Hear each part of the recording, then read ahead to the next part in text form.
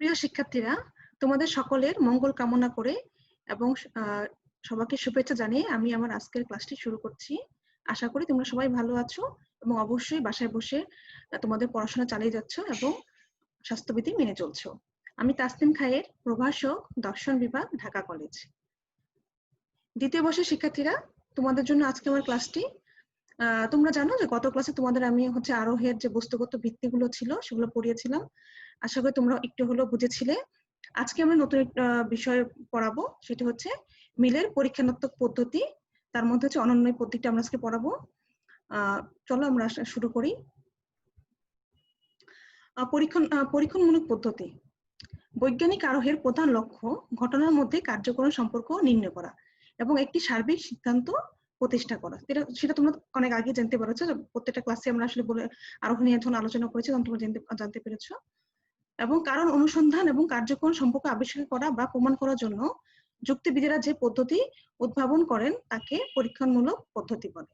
পরীক্ষণমূলক পদ্ধতি কেবল পরীক্ষণের উপর নির্ভর করে না, এই পদ্ধতি পরীক্ষণ ও নিরীক্ষণ উভয়ের উপর নির্ভরশীল। তোমরা গত ক্লাসে এটা পড়েছিলে, পরীক্ষণ এবং নিরীক্ষণ কি তোমরা জেনেছো।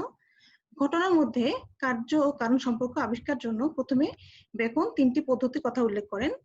বেকন প্রদত্ত পদ্ধতিগুলো ত্রুটি বিচ্যুতি দূরীকরণার্থে মিল এগিয়ে আসেন এবং বেকনের সূত্র ধরেই মিল কারণ আবিষ্কারের জন্য অধিকতর উন্নত ও পূর্ণাঙ্গ তালিকা উপস্থাপন করেন। এগুলোকে মিলের পরীক্ষণমূলক পদ্ধতি বলে। মিলের পরীক্ষণমূলক পদ্ধতি 5টি, যথা অন্বয়ী পদ্ধতি, ব্যতিরেখী পদ্ধতি, যৌথ অন্বয়ী ব্যতিরেখী পদ্ধতি, সহপরিবর্তন পদ্ধতি এবং লাস্টেরটা হচ্ছে পরিশেষ পদ্ধতি। আজকে আমরা প্রথমটা নিয়ে আলোচনা করব, অন্বয়ী পদ্ধতি, দ্য মেথড অফ এগ্রিমেন্ট। আমরা এই পদ্ধতিটি জানার আগে আসো দেখি যে অপনয়নের যে সূত্রগুলো আছে সেগুলো কি এবং অপনয়নটা কি সেটা আগে একটু জেনে নিই। আরোহ অনুমানের কার্যকরণ সম্পর্ক প্রতিষ্ঠার ক্ষেত্রে পরীক্ষণমূলক পদ্ধতি খুবই গুরুত্বপূর্ণ ভূমিকা পালন করে। মিল ও বেইন কার্যকরণ সম্পর্ক নির্ণয়ের জন্য পরীক্ষণমূলক পদ্ধতিগুলোর সাহায্যে নিরীক্ষণ ও পরীক্ষণ থেকে অপ্রয়োজনীয় ঘটনাবলী বাদ দেন বা অপনয়ন করেন। অপনয়ন মানে তাহলে বুঝছে কি, এটা হচ্ছে বাদ দেওয়া। অপনয়ন মানে হচ্ছে বাদ দেওয়া। এজন্য পরীক্ষণমূলক পদ্ধতিগুলোকে অপনয়নের পদ্ধতি বলা হয়। অপনয়ন হলো একটি নয়াত্মক কাজ, তবে পরীক্ষণমূলক পদ্ধতিগুলো সতর্ক কাজেও রয়েছে। পরীক্ষণমূলক পদ্ধতির মুখ্য উদ্দেশ্য হলো কার্যকরণ সম্পর্ক আবিষ্কার করা এবং প্রমাণ করা। পরীক্ষণমূলক পদ্ধতিগুলো গৌণ উদ্দেশ্য হলো অবান্তর ও অনাবশ্যক বিষয়কে পরীক্ষণ ও নিরীক্ষণ থেকে অপনয়ন করা। অপনয়ন করা পরীক্ষণমূলক পদ্ধতিগুলোর আসল কাজ নয়। অপনয়ন কোনো উদ্দেশ্য বা লক্ষ্য নয়। অপনয়ন হলো লক্ষ্য বা উদ্দেশ্যের একটি উপায় মাত্র। পরীক্ষণ পদ্ধতিগুলোর আসল উদ্দেশ্য হলো কার্যকরণ সম্পর্ক আবিষ্কার করা এবং প্রমাণ করা। এজন্য বলা হয় পরীক্ষণমূলক পদ্ধতিগুলো কেবল অপনয়নের পদ্ধতি নয়, বরং কার্যকরণ সম্পর্ক আবিষ্কার ও প্রমাণের পদ্ধতি। আচ্ছা, এখন আমরা অপনয়নের সূত্রগুলো দেখে নিই, ফর্মুলাগুলো দেখে নিই। কার্যকরণ সম্পর্ক আবিষ্কার করার জন্য অপনয়ন পদ্ধতি অত্যন্ত গুরুত্বপূর্ণ। যুক্তিবিদ বেন অপনয়নের সূত্র আবিষ্কার করতে অপনয়নের উদ্দেশ্যে অপনয়ন আবিষ্কার করে বলেন যে অপনয়নের উদ্দেশ্য হলো কার্য বা কারণের সাথে সংশ্লিষ্ট অপ্রয়োজনীয় বিষয়াদি বর্জন করে কার্যকরণ সম্পর্ক প্রতিষ্ঠার পথকে সুগম করা। অর্থাৎ যেসব সূত্রের সাহায্যে কার্যকরণ সম্পর্ক আবিষ্কার ও প্রমাণের ক্ষেত্রে সংশ্লিষ্ট অপ্রয়োজনীয় বিষয়াদি বর্জন বা পরিহার বা অপনয়ন করা হয় সেগুলোকে অপনয়নের সূত্র বলা হয়। অপনয়নের 5টি সূত্র রয়েছে, আমরা 5টি সূত্রগুলো দেখবো। তোমাদের এখনই সেটা মুখস্থ করার দরকার নেই 5টি সূত্র, কারণ আমরা যে পরীক্ষণমূলক যে 5টি আমরা পদ্ধতি জানবো, সে প্রত্যেকটা এই 5টি পদ্ধতি, এই সূত্রগুলোই আমরা 5টি পদ্ধতির এটা মূল হিসেবে কাজ করে বা সূত্র হিসেবে কাজ করে। সেজন্য আমরা আজকে যে অন্যই পদ্ধতি পড়বো সেটার সূত্র হিসেবে কাজ করে প্রথম সূত্রটি বা সেটা ভিত্তি হিসেবে কাজ করবে। তো আসলে দেখি আমরা সূত্রগুলো জাস্ট আজকে জেনে নিই একটু। প্রথম সূত্রটি কি বলা হয় যে অগ্রবর্তী ঘটনার মধ্য থেকে যে অংশকে বাদ দিলে কোনো কার্যের হানি হয় না সে অংশ কারণ বা কারণের অংশ হিসেবে বিবেচিত হতে পারে না। অর্থাৎ কি, যে অগ্রবর্তী ঘটনার মধ্যে থেকে কোনো অংশকে বাদ দিলে যদি সে কাজটি মানে কার্যে হইলো, সে কাজটি কোনো সমস্যা যদি না হয়, তাহলে পূর্ববর্তী যে ঘটনাটা ছিল যেটাকে আমরা বাদ দিয়ে দিলাম সেটা তাহলে সেই কাজটার কারণ হতে পারে না। দ্বিতীয় সূত্র দেখো, যদি পরবর্তী ঘটনার হানি না করে পূর্ববর্তী ঘটনার কোনো অংশকে বাদ দেওয়া সম্ভব না হয়, তাহলে সেই অংশ পরবর্তী ঘটনাটির কারণ বা কারণের অংশ হতে বাধ্য। এখানে আমরা যে প্রথম সূত্র পড়লাম সেটার হচ্ছে আমরা এই সূত্রের মাধ্যমে আমরা পড়বো হচ্ছে অন্যই পদ্ধতিটা। দ্বিতীয় সূত্র যেটা পড়লাম, যেটা পড়ছি সে তার মাধ্যমে আমরা পড়বো হচ্ছে, তোমার দেখে নাও একটু, সেটার মাধ্যমে পড়বো হচ্ছে ব্যতিরেখী পদ্ধতি। তৃতীয় সূত্র দেখো, তৃতীয় নিয়ম অনুসারে পূর্ববর্তী এবং পরবর্তী দুটি ঘটনায় যদি পরিমাণের দিক থেকে সমানভাবে বাড়ে এবং কমে, তাহলে বুঝতে হবে উক্ত দুটি ঘটনার মধ্যে কার্যকরণ সম্পর্ক বর্তমান। এই তৃতীয় নিয়মটা অনুসারে আমরা পড়বো হচ্ছে তোমাদের সহপরিবর্তন পদ্ধতি, যেটা 4 নম্বর আছে এখানে, সেটা পড়বো। আর 4 নম্বর দেখো, যাকে অপর একটি ঘটনার কারণ বলে জানা যায় তাকে অন্য ঘটনার কারণ বলা যাবে না, এটা হচ্ছে পরিশেষ পদ্ধতি। এবং 5 নম্বরে দেখো, কোনো ঘটনা উপস্থিত থাকা সত্ত্বেও যে পূর্ববর্তী ঘটনা অনুপস্থিত থাকতে পারে এবং যে পূর্ববর্তী ঘটনা উপস্থিত থাকা সত্ত্বেও কার্য উপস্থিত থাকে না, তা কারণ রূপে বিবেচিত হতে পারে। এই যে এটা যে এই নিয়মটা, সেই নিয়মের হিসেবে আমরা মানে সূত্র হিসেবে পড়বো কোথায়, পড়বো যৌথ অন্যই ব্যতিরেখী পদ্ধতিতে। তার মানে আমরা এই 5টা সূত্রের মাধ্যমে এই 5টা যে পরীক্ষণমূলক পদ্ধতি মিলে সেটা আমরা পড়বো। সেজন্য আমরা আজকে প্রথমটাই দেখবো, প্রথম যে মেথডটা, যে পদ্ধতিটা, সেটা আজকে আমরা দেখবো। আচ্ছা, অন্যই পদ্ধতি ও তার প্রকৃতি। অন্যয় শব্দের অর্থ মিল। যুক্তিবিদ জে.এস. মিল প্রবর্তিত কার্যকরণ সম্পর্ক নির্ণয়ের পরীক্ষণাত্মক পদ্ধতির প্রথম পদ্ধতি হলো অন্যয় পদ্ধতি। অন্যয় পদ্ধতি হলো একটি নিরীক্ষণমূলক পদ্ধতি। এই পদ্ধতিতে কতগুলো দৃষ্টান্ত নিরীক্ষণ করে কার্যকরণ সম্পর্ক প্রতিষ্ঠা করা হয়। তোমরা আবার দেখো, এই পদ্ধতিতে কতগুলো দৃষ্টান্ত নিরীক্ষণ করে কার্যকরণ সম্পর্ক প্রতিষ্ঠা করা হয়। তোমরা গত ক্লাসে জেনেছিলে যে নিরীক্ষণ কি। নিরীক্ষণ মানে হচ্ছে কি, তোমরা জানো, তারপরে বলছি, সেটা হচ্ছে কোনো একটা উদ্দেশ্য নিয়ে যে আমরা প্রত্যক্ষণ করি, সেটাই হচ্ছে নিরীক্ষণ। অবশ্যই প্রাকৃতিক ঘটনাগুলো, সেটাই হচ্ছে নিরীক্ষণ করা। অন্য পদ্ধতির প্রকৃতি ব্যাখ্যা করতে গিয়ে মিল বলেন, যদি আলোচ্য ঘটনার 2 বা ততোধিক দৃষ্টান্তে একটি ঘটনা সাধারণভাবে সামঞ্জস্যশীল বা মিল থাকে, তাহলে ওই সামঞ্জস্যশীল বা মিলপূর্ণ ঘটনাটি আলোচ্য ঘটনার কারণ বা কার্য হবে। অর্থাৎ যদি আলোচ্য 2 বা ততোধিক দৃষ্টান্তের মধ্যে একটি বিষয় মিল থাকে এবং অবশিষ্ট সকল বিষয়ের অমিল থাকে, তাহলে সেই মিল যে বিষয়টি আছে সেটাই হবে কার্য বা কারণ। অর্থাৎ ধরো যে ম্যালেরিয়া রোগ হলো কারো, বা কোনো একটা ম্যালেরিয়া রোগের জন্য আমরা কয়েকজনকে নিয়ে আসলাম, তাদের সবারই ম্যালেরিয়া রোগ হয়েছে এবং পূর্ববর্তী কারণ হিসেবে দেখি যে সবাইকে আসলে অ্যানোফিলিস মশা কামড়িয়েছে। অথবা অন্যান্য যদি কারণ থাকে, কয়েকজনের ক্ষেত্রে সেই কারণগুলো আছে, যেমন কেউ হচ্ছে পচা ভাত খেয়েছে, কেউ হচ্ছে রাত্রে জেগেছিল, কারো অন্য কোনো সমস্যা ছিল, এইসব সমস্যাগুলো ছিল সবার মধ্যে, কিন্তু একটা সবার মধ্যে মিলছে, সেটা কি, মশার কামড়। তাহলে আমরা কিন্তু বলতে পারি যে যে মশার কামড়ের জন্য কিন্তু, অ্যানোফিলিস মশার যে কামড়, সেটার জন্য কিন্তু ম্যালেরিয়া রোগটি হয়েছে। তার মানে কি, পূর্ববর্তী ঘটনায় সবার ক্ষেত্রে কিন্তু সমানভাবে মিল ছিল, মিল থাকাটাকে আমরা বলতে পারি সেটা হচ্ছে সেই ঘটনাটার কারণ। যুক্তিবিদ কার্ভে ট্রিট বলেন, যদি অনুসন্দেহ ঘটনার 2 বা ততোধিক দৃষ্টান্তের একটি মাত্র পূর্বক বা অনুক সাধারণভাবে উপস্থিত থাকে, তাহলে ওই সাধারণভাবে উপস্থিত অবস্থা অনুসন্দেহ ঘটনার কারণ বা শর্ত বা কার্য কিংবা কোনোভাবে কার্যকরণ সম্পর্ক যুক্ত হতে পারে। আচ্ছা, অন্যই পদ্ধতির অপনয়নের সূত্র, যেটা আমরা প্রথমে পড়েছিলাম।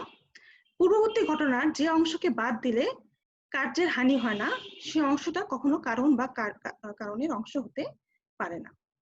আচ্ছা, সূত্রটা অর্থ যদি দেখা যায় যে কোনো পূর্ববর্তী ঘটনাকে বাদ দেওয়ার পরেও আলোচ্য পরবর্তী ঘটনাটা যথারীতি বর্তমান আছে, তাহলে উক্ত পূর্ববর্তী ঘটনার সাথে আলোচ্য ঘটনার কোনো সম্পর্ক থাকতে পারে না। একটু আগে যেমন উদাহরণ দিলাম যে ম্যালেরিয়া রোগের, দেখা গেল যে ম্যালেরিয়া রোগটা আছে, কিন্তু পূর্ববর্তী ঘটনা যে ধরো কেউ পচা ভাত খেয়েছে, পচা ভাত অনেকে খেয়েছে অনেকে খায় না, এরকম হতে পারে। তো পচা ভাতটাকে আমরা বাদ দিলাম, তারপর দেখলাম যে ম্যালেরিয়া রোগটা আছে, মানে হচ্ছে। তার মানে কি, ওই যে আমরা যে মূল যে কারণটা সেটা আমরা ধরতে পারছি না। তার মানে পচা ভাতটাকে বাদ দিয়ে দিচ্ছি, বা যদি আমরা ধরি যে কেউ দিবা মানে পুরো রাত জেগেছিল, রাতে জাগার কারণে হচ্ছে ম্যালেরিয়া রোগটা হয়েছে, সেটাকে যদি বাদ দিয়ে তারপর দেখা যাচ্ছে ম্যালেরিয়া হচ্ছে, তার মানে কি, তাহলে এখানে অন্য কোনো কারণ আছে। তখন আমরা দেখলাম যে মশার কামড়টা আসলে সেই কারণটা, সেটা সবার ক্ষেত্রে মিল আছে এবং সেই মানে কাজটা হয়েছে। তার মানে কি, পূর্ববর্তী যে ওই আমরা যে রাত্রি জাগরণ বা পচা ভাত কেউ খেয়েছে, এসব যে ব্যাপারগুলো আছে, এগুলোকে বাদ দেওয়ার পরেও কিন্তু কাজের কিন্তু কোনো হানি হয়নি বা কোনো ধরনের তার সাথে কোনো মিলেই নেই। তার মানে কি, যেই বিষয়টা মিল থাকবে পূর্ববর্তী ঘটনা, সেটাই হবে আসলে পরবর্তী কারণ, কারণের আর পরবর্তীটা হবে কার্য। এ থেকে স্পষ্ট হয়ে ওঠে যে যে অবস্থাটা সবসময় আলোচ্য ঘটনার সাথে উপস্থিত থাকে এবং যাকে আলোচ্য ঘটনা থেকে পৃথক করা যায় না, তাহলে সেই অবস্থায় হচ্ছে আলোচ্য ঘটনার কারণ বা কার্য। খুবই সহজ, তোমাদের এই পদ্ধতি খুবই সহজ। তোমাদের বুঝতে অসুবিধা হবে না। আচ্ছা, একটা আমরা এবার উদাহরণ দিই। ধরা যাক একটি হোস্টেলের আবাসিক কিছু ছাত্র পেটের পীড়ায় গুরুতরভাবে অসুস্থ হয়ে পড়ে। এক্ষেত্রে এই অসুস্থতার কারণ নির্ণয়ের জন্য আক্রান্ত 6 জন ছাত্রকে সাক্ষাৎকারের উদ্দেশ্য নিয়ে আসা হয়। সাক্ষাৎকারে যে বিষয়টি বের করার চেষ্টা করা হয় তা হলো আগের দিনের খাদ্য তালিকা। আগের দিন প্রথম ছাত্র স্যুপ, রুটি ও মাখন, সালাদ, সবজি এবং 3 জাত নাশপাতি খেয়েছিল। দ্বিতীয় ছাত্র স্যুপ, রুটি ও মাখন, সবজি এবং 3 জাত নাশপাতি খেয়েছিল। তৃতীয় ছাত্র স্যুপ, স্যান্ডউইচ, সালাদ এবং 3 জাত নাশপাতি খেয়েছিল। চতুর্থ ছাত্র রুটি ও মাখন, সালাদ, স্যান্ডউইচ, সবজি এবং 3 জাত নাশপাতি খেয়েছিল। পঞ্চম ছাত্র স্যুপ, সালাদ, স্যান্ডউইচ, সবজি এবং 3 জাত নাশপাতি খেয়েছিল। এবং ষষ্ঠ ছাত্র রুটি ও মাখন, সবজি এবং 3 জাত নাশপাতি খেয়েছিল।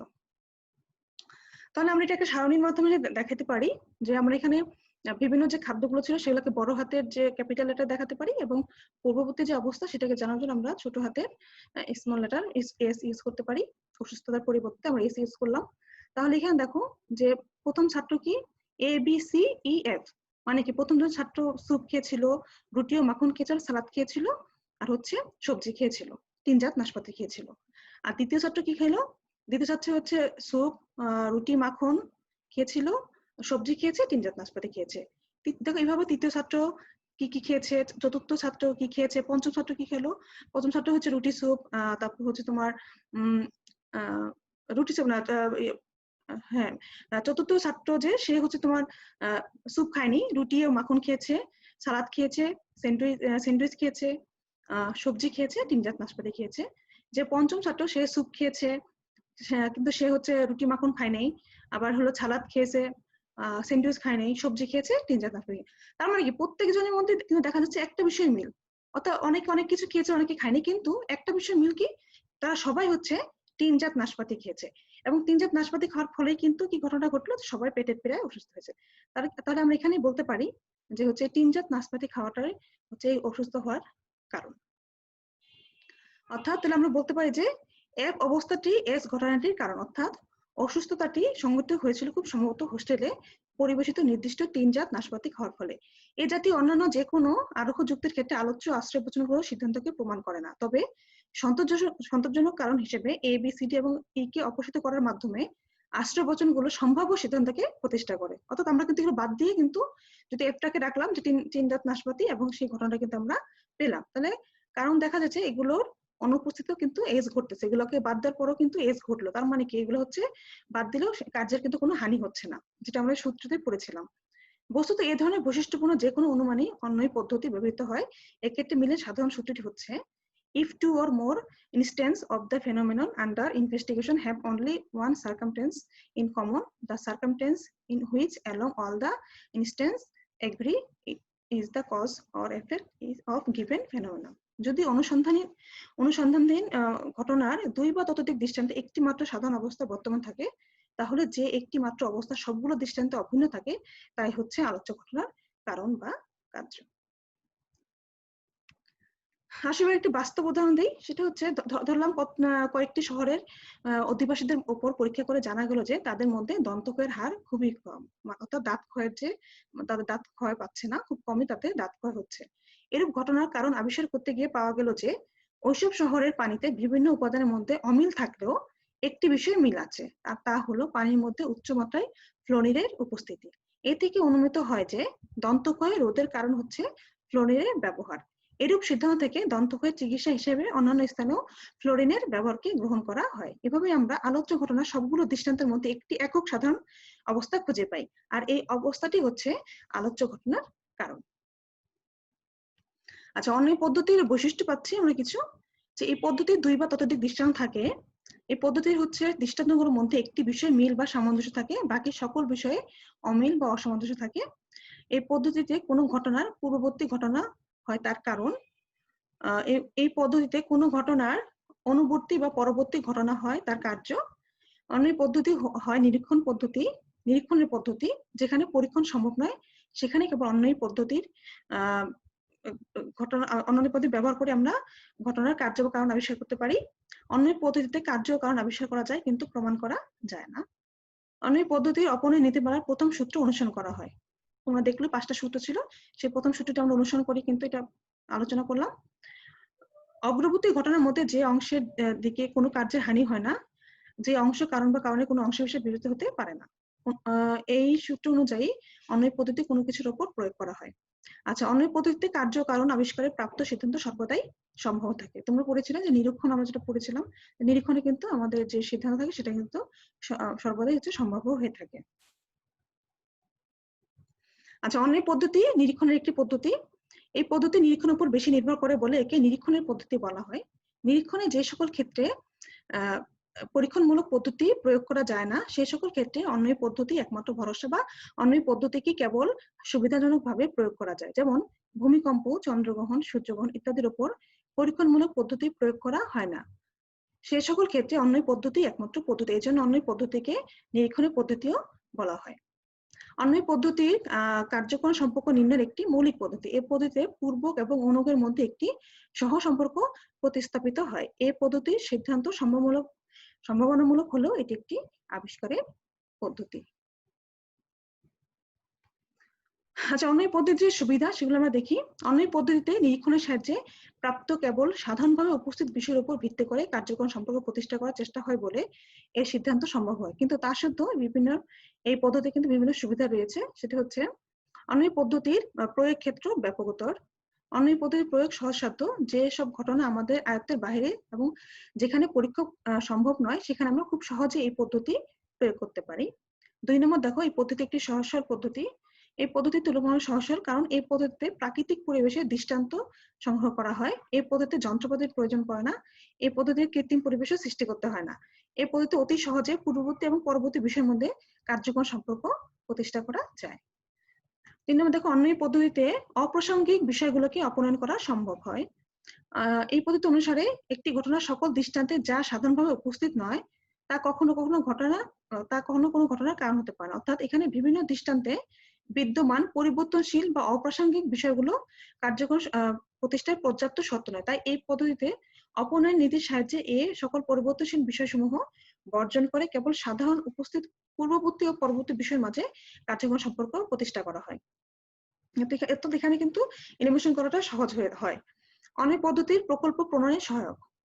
অন্বয় পদ্ধতি নিরীক্ষণ ভিত্তিক পদ্ধতি হয়। এই পদ্ধতিতে প্রতিষ্ঠিত কার্যকরণ সম্পর্ক নিশ্চিত না হয়ে সম্ভাব্য হয়ে থাকে। এই সম্ভাব্য সিদ্ধান্তকে একটি প্রকল্প বা আনুমানিক কার্য বা কারণ হিসেবে গ্রহণ করে পরে তাকে যৌথ পদ্ধতি বা ব্যতিরেকি পদ্ধতির সাহায্যে প্রমাণ করে নেওয়া যায়। অতএব ধরা যায় যে এই পদ্ধতি একটি প্রকল্প প্রণয়নে সহায়ক। অর্থাৎ কি, এই পদ্ধতি হয়তো আমরা সম্ভাব্য পাচ্ছি, কিন্তু সিদ্ধান্ত সম্ভাব্য পাচ্ছি, কিন্তু এই সম্ভাব্য সিদ্ধান্ত আমরা একটা প্রকল্প হিসেবে নিতে পারি, নিয়ে কিন্তু আমরা পরবর্তীতে যে পদ্ধতিগুলো আছে সেই পদ্ধতির মাধ্যমে কিন্তু আমরা কার্যকর সম্পর্ক প্রমাণ করতে পারি। অর্থাৎ একটা কিন্তু প্রকল্প হিসেবে এটার অন্য পদ্ধতিকে আমরা যেটা পেলাম সিদ্ধান্ত, সেটা নিতে পারি। সেটা নেওয়ার ক্ষেত্রে কিন্তু এই পদ্ধতি আমাদেরকে সাহায্য করছে। অন্যায় পদ্ধতির অসুবিধা সমূহ ও প্রতিকার। প্রথমে যে আমরা অসুবিধাটা পাচ্ছি সেটা হচ্ছে প্রকৃতিগত ত্রুটি।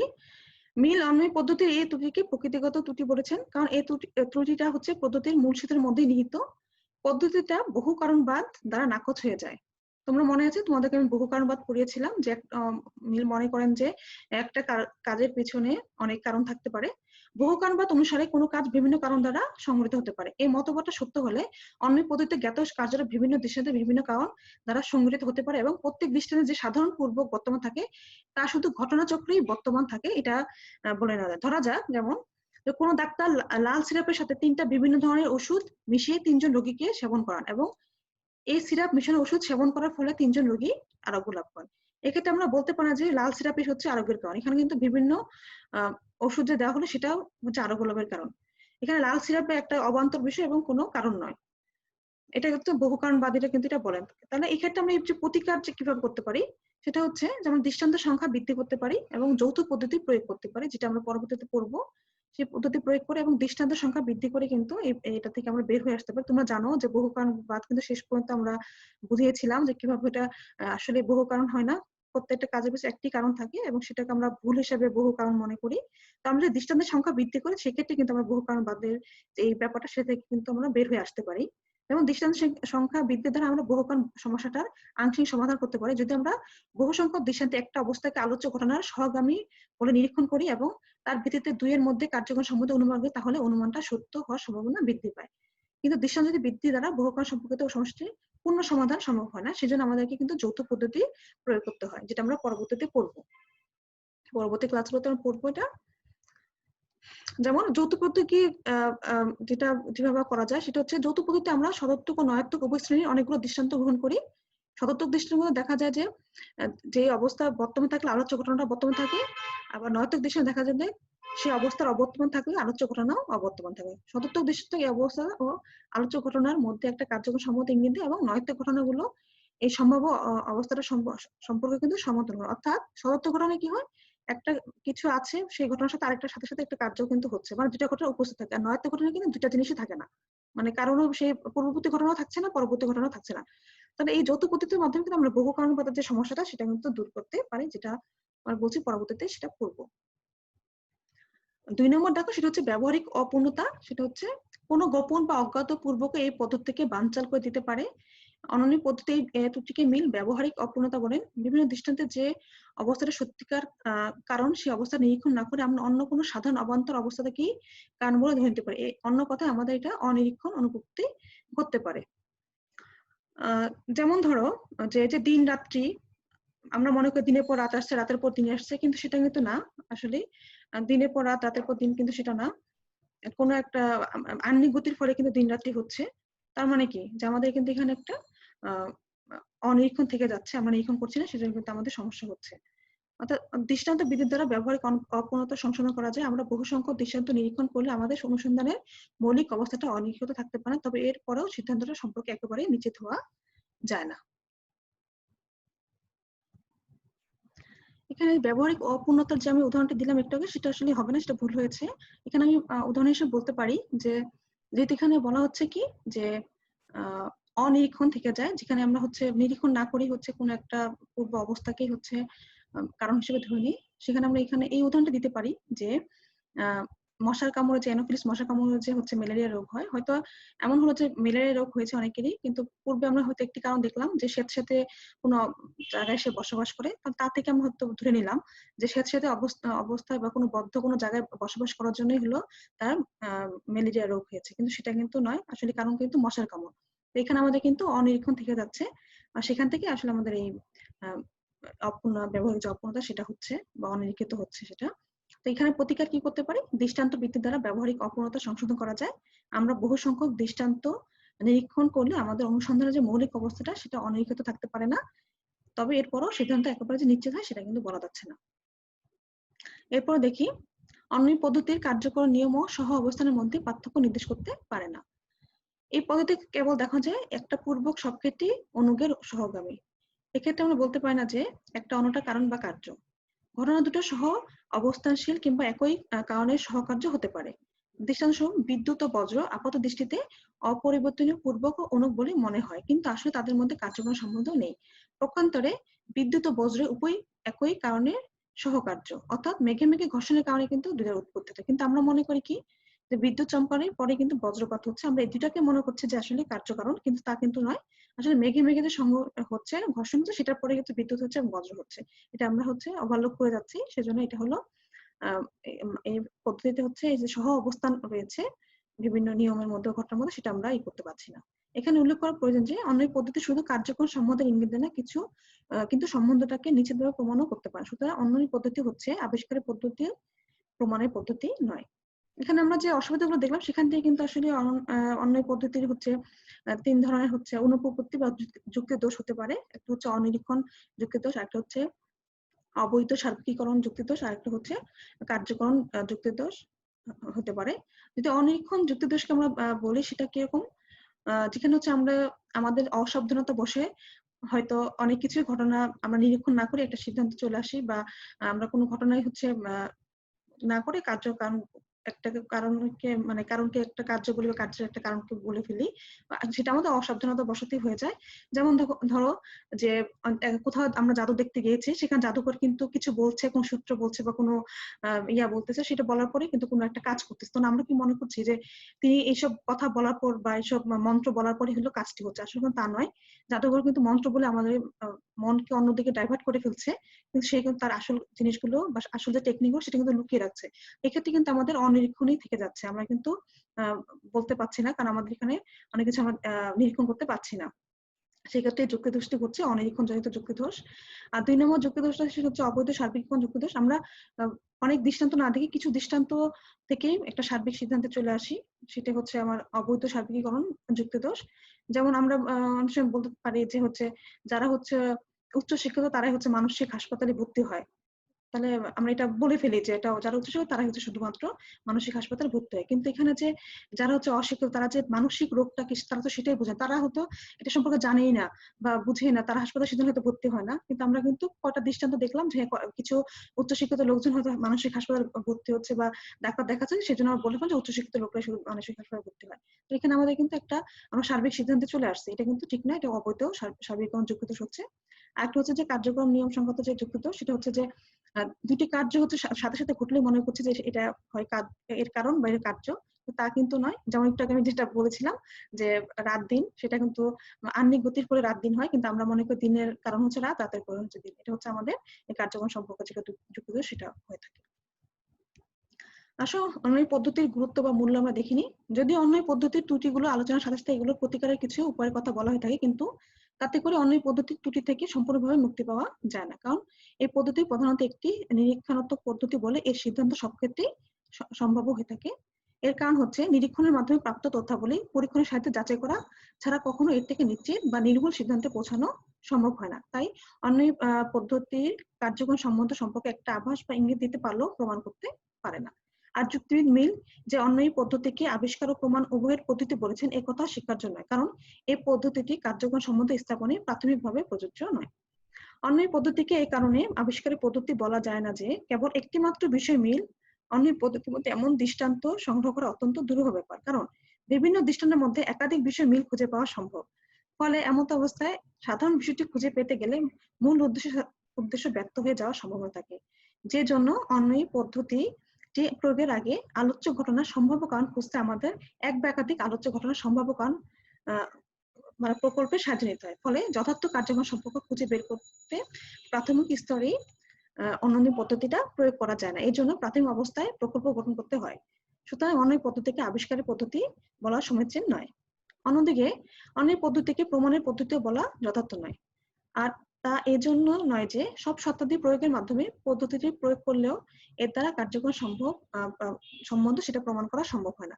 কারণ এই পদ্ধতিতে কার্যক্রম সম্বন্ধে স্থানের জন্য যত বেশি দৃষ্টান্তই নিরীক্ষণের চেষ্টা করা হোক না কেন, তার দ্বারা স্থাপিত সিদ্ধান্তে এই দাবি করা যায় না যে এই পদ্ধতিতে উপনীত সিদ্ধান্তটি তার সপক্ষে নিরীক্ষিত অসীম সংখ্যক দৃষ্টান্তের অনিবার্য বা আবশ্যিক সম্পর্ক প্রমাণে সক্ষম হবে।